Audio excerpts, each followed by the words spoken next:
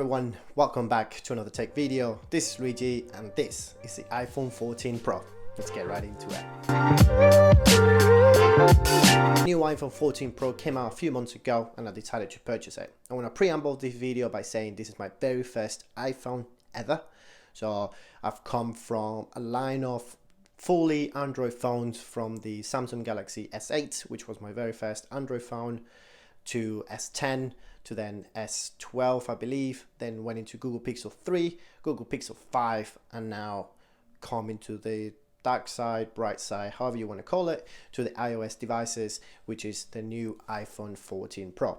So let's get right into it. It has a 6.1-inch OLED display with ProMotion, a built-with ceramic shield and steel bands all around the phone, and it also has the latest A16 Bionic chip from Apple. The model that I purchased, which is a 512 gigabytes, it retails for £1,429 in the UK, €1,607 in Europe, and $12.99 in the US, which is a very big difference in price, but I believe is because of all the different import charges, but I'm really not happy. That's probably one of the big takeaways that I took from when I bought this iPhone. I was really hoping that I could get it at around similar price, which is going to be about $12.99 or at least $13.50 in UK pounds, but then sadly I had to pay almost $200 more or even more than that. So that's one of the downsides of being in Europe. It's such a big price surge coming from the iPhone 13 Pro series that they were much closer to the US counterparts. The overall build and feel of this phone feels absolutely amazing and super high quality. The 6.1-inch display is perfect for me. It's not too big, but it's also just big enough to enjoy some entertainment, watching videos or making videos, and actually just being able to enjoy the full screen without feeling like I have a huge phone in my pocket. So the 6.1-inch doesn't feel so big as probably the 6.7-inch Pro Max display will feel to some people. The color that I got, which is the deep purple, it's one of those colors that it really attracted me when it was first announced. Won't lie, one of the first key factors why I bought this phone was because of the color. I really loved it. I really loved the deep purple. And then sometimes, especially in daylight, when you're holding the phone against certain lightings, sometimes it can even really look black or even really like a very, very dark purple, which it doesn't really look purple. It also has a nice matte color on the back and then the glossy color around the cameras, which makes it really stand out quite a bit without looking too purple.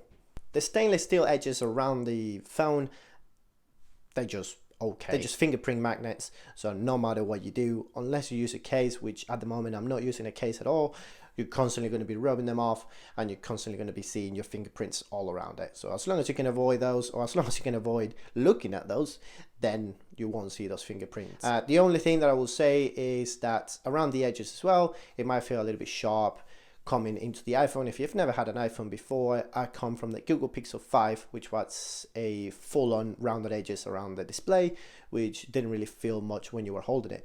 With the iPhone, you can definitely feel the edges a little bit more. I wouldn't say it's annoying, but it definitely takes some getting used to. And inside of this phone, the battery is just over 4,300 milliamp hours, which is definitely more than enough for a full day of battery. The battery life on this phone has been incredibly surprising for me. I've been able to get through a full day of use, going from social media to listening to music to watching videos, watching Disney Plus and all this stuff from basically 8 in the morning all the way until 8 at night, and still have about 20% of battery left. But the battery life on this phone is amazing, and even on those busy working days that I'm having my phone but I'm not using it as much, I can definitely get to the end of the day and just barely have used 20% of the battery. So by the time I get to home or to the hotel when I'm working, my phone is at 80% because I've been so busy through the day that my phone managed to hold battery really, really well. So that's a big plus for me, especially with all the traveling that I do for work. Let's get into the display.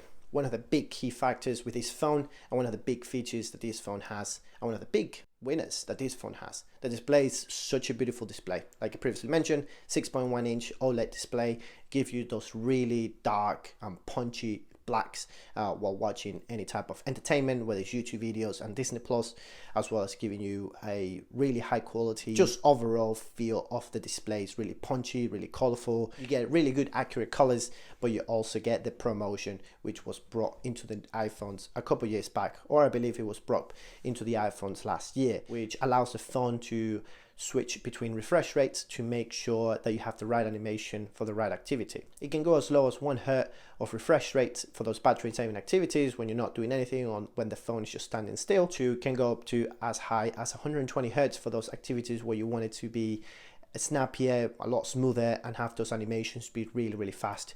So that's when you get the 120 Hz. The phone will do this by itself, and this was a big difference for me when I was coming from my Google Pixel 5, which only has a 60 Hz display, coming into the iPhone 14 Pro, which has the ProMotion, which it can go as low as 1 Hz all the way to 120 Hz. So that was a big difference, especially within the display.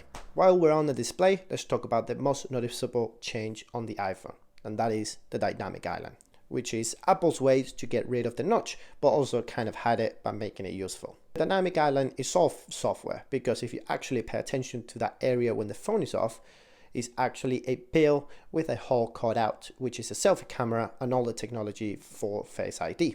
Side note on this, the Face ID is really fast. Like I previously mentioned, never owned an iPhone before, so never really had an experience with Face ID until a month ago.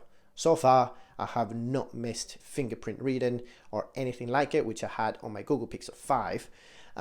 So since then, since having my iPhone, it's one of those that like it just comes so natural. I find it so much better than fingerprint reading. I know some people probably will disagree with me. This is probably a hot take saying this, but the Face ID being this responsive and being this fast is one of those things that I haven't really missed a fingerprint reader. But going back to the dynamic island, I know a lot of people don't like it or they think it was a bit of a mimicry. I'm not gonna lie, I did find it funny when I saw the announcement when it was first announced. So it was hilarious, but at the same time I kind of liked the look of it. But to be fair, it has become really useful for me, especially because I use the maps and the music section quite a lot. The maps a lot when I'm driving, especially when it's a quick access just by tapping the dynamic island or just the icon on the dynamic island, goes straight into the app with no hesitation whatsoever. And also if you're playing music and using the maps, then you can swap between, I use Spotify as my main music player, so every time I just tap between the two is really fast just to swap between them without spending too much time. Like I said, especially when driving, it's really easy just to tap it with no problem. I love using it when I'm walking and commuting to and from work, just because I listen to a lot of music. So just by tapping the dynamic island, I get access straight to Spotify and straight to the album, playlist or podcast that I'm currently listening to by just tapping on it and either skipping ahead or going back one song, or just by changing music or podcast that I'm currently listening to just by tapping on it and quickly selecting anything else. So I have found it really useful. I know some people think it's still a bit of a gimmicky, a bit of a just for fun, but I think it might be one of those things that some of the smartphone companies might try do it their own way in different ways with their phones and use the software features in a different way. Now, the other big upgrade on this year's Pro lineup for the iPhone is the camera. A upgraded camera sensor, so it's a bigger sensor from last year's, and which means it's a bigger camera bump as well. The camera this year have a 48 megapixel main camera with the ability to shoot Pro RAW. You're also able to shoot a 12 megapixel for the ultra wide 2x and 3x telephotos. I've got to say, I know a lot of people don't like the style of pictures the iPhone takes, but I'm not gonna lie, this phone takes some amazing pictures, and I've been leaning into taking more and more pictures with this phone than with any other phone that I've owned in the past. The ability to shoot Pro RAW with a 48 megapixel sensor, it really gives you the flexibility to adjust colors, dynamic range, exposure, contrast on post-production, which is your editing. I'm not a professional editor, I'm not a professional photographer or anything like it, but the flexibility that you can get from this phone just by taking a simple picture with a Pro RAW, you can definitely see the difference, and you can definitely save some mistakes that you may have done by either underexposing or overexposing. The 12 megapixel pictures that this phone takes as well with the ultra wide, the 2x telephoto and the 3x telephoto are also really good. I really like the colors, I really like the punchiness of the color, and I just like the look of it. Not gonna lie, I still like the Google Pixel pictures a little bit more just because of a bit of a more natural look, but with light editing you can definitely get them there. You also still have the ability to shoot your own picture styles, which means either having a bit more warmer, a bit cooler, a bit more contrasty, a bit more saturated, and that's completely up to you, and you can choose it just to shoot it at a style that you prefer. I have mine just completely neutral, and I try to edit my pictures just a little bit later on Lightroom if I'm posting anything on social media. But lately I've been just finding myself shooting mostly on Pro Raw just because of the flexibility and the high quality you can get from the 48 megapixel sensor that you are getting now from this phone. And it's been one of those things that I just find myself taking more and more pictures with this phone just because of the quality that you are getting.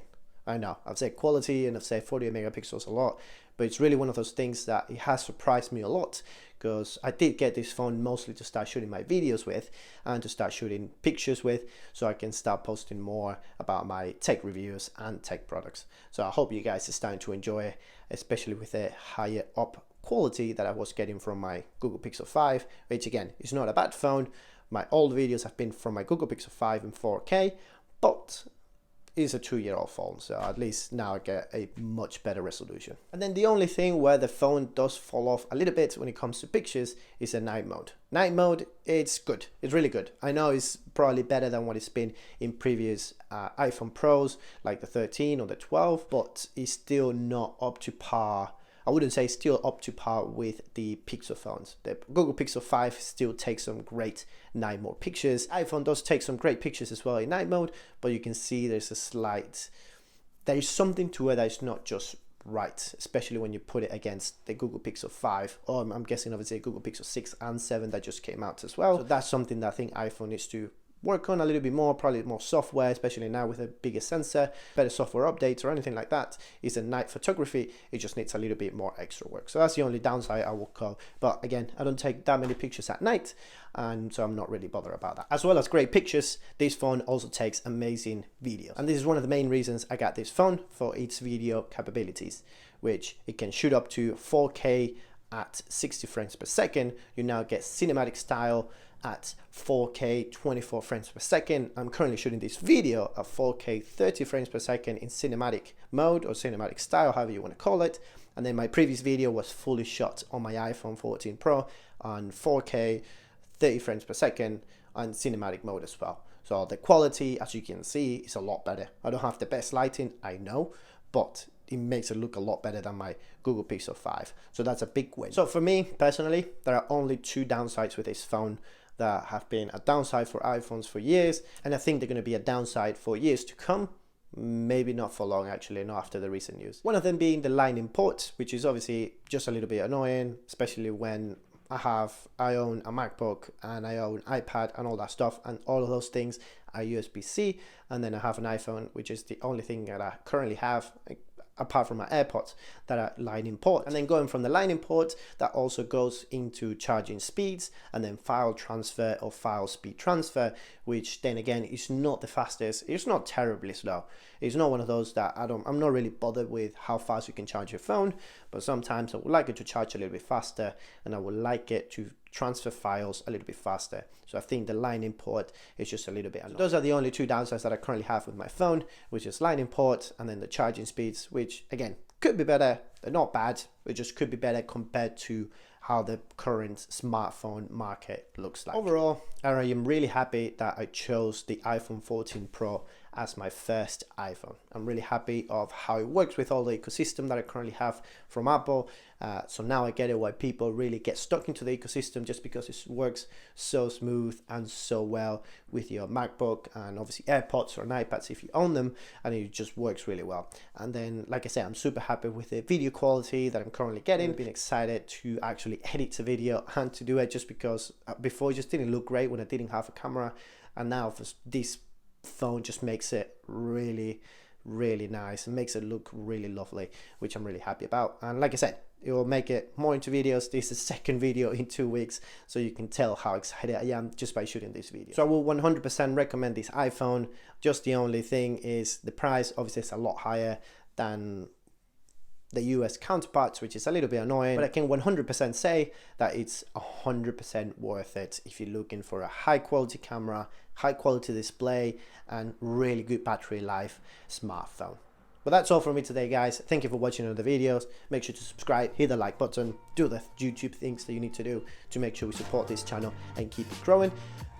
So I'll see you guys on the next one. See ya. Thank you.